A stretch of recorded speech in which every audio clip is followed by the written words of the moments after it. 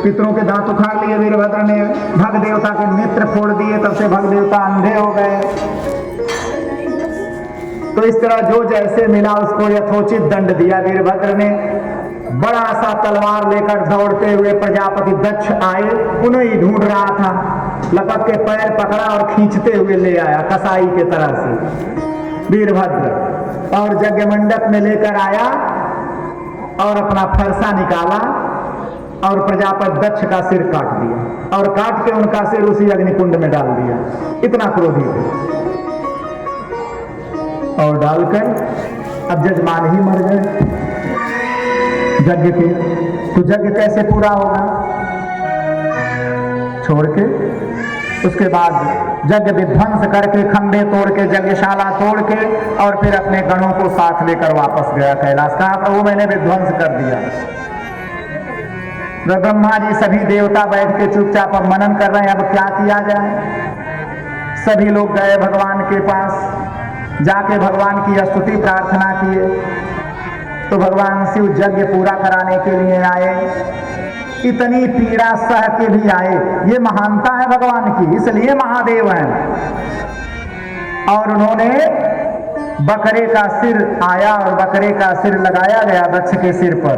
फिर दक्ष खड़े हुए, दक्ष ने स्तुति किया भगवान की, क्षमा मांगा, और भगवान जो है यज्ञ पूर्णता का वरदान देकर, और यज्ञ मंडप में देखते हैं तो माता सती की शरीर जो है दिखा।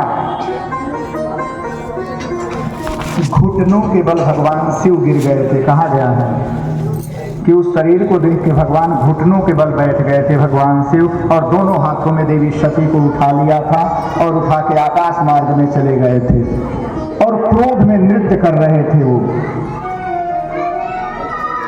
इतना प्रेम है कि उस पार्थिव शरीर को लेकर भगवान आकाश मंडल में भ्रमण करने लग गए।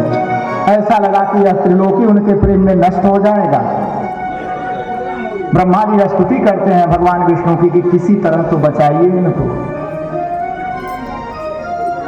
भगवान विष्णु ने कहा कि मैं क्या करूं बताओ, आप किसी तरह उपाय करिए। भगवान विष्णु ने चक्र सुदर्शन को बुलाया, कहा कि कैसे किया जाए। चक्र सुदर्शन ने कहा एक बार तो हाथ गोड़ जोड़ के बचाओ और दोबारा मेरी ऐसी तैसी मत करवाओ, मैं नहीं जाऊंगा।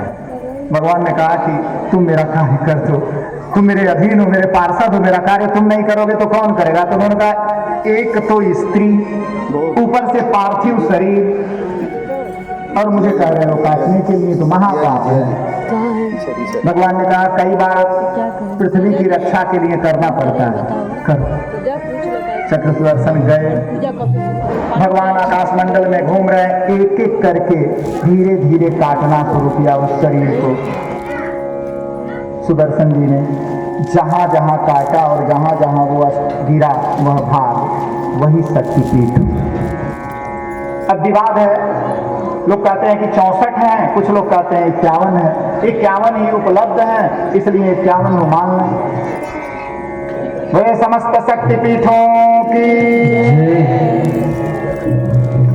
तो इस प्रकार भगवान शांत हुए और समाधि में लग गए, और समाधि में लगने के बाद उसी काल में तारक नामक एक असुर पैदा हुआ, और उसने ब्रह्मा जी से वरदान मांग लिया कि मुझे अमर कर दो। ब्रह्मा जी ने कहा कि भैया अब अमर वाला काम तो मेरा भी नहीं है, तो तुम्हें कैसे करूं। तो कहा अच्छा मुझे एक दूसरा वरदान दे दो, भगवान शिव के शुक्र से जो संतान उत्पन्न हो उसके द्वारा मैं मारा जाऊं। ब्रह्मा जी ने तथास्तु कर दिया, चले गए। अब भगवान शिव के पास तो पत्नी नहीं थी, विवाह करेंगे तब न बच्चा होगा, और तब न जाके तारकासुर को मारेगा। तो यहाँ ऐसा कुछ नहीं।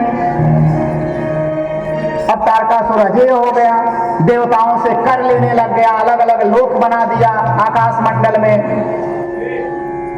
उसके आतंक से सब तंग हो लिए। देवताओं ने भगवान विष्णु से कहा, तो भगवान विष्णु ने कहा ब्रह्मा जी से कहो, वही काम बिगाड़ते हैं और तुम लोग मेरे पास चले आते हो।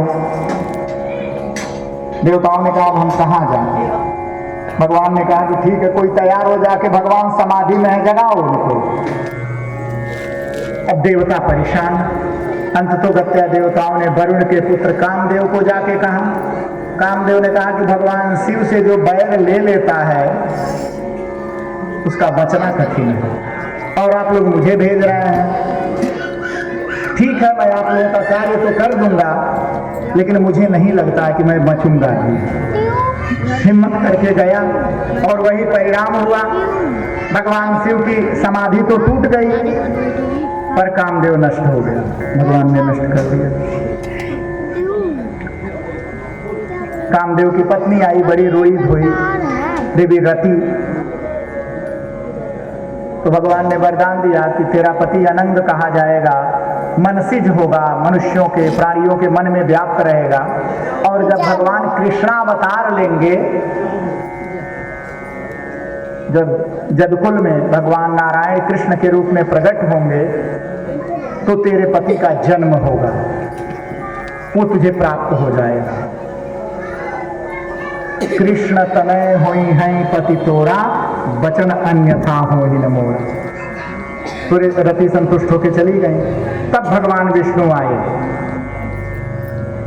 भगवान विष्णु ने प्रार्थना किया और भगवान शिव ने कहा कि प्रभु आप आए हैं, आपका स्वागत है, क्या चाहिए आपको, कुछ कहने के लिए आए हो तो बताएं। भगवान विष्णु ने कहा कि प्रभु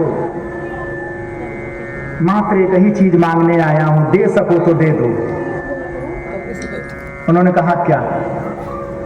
उन्होंने कहा कि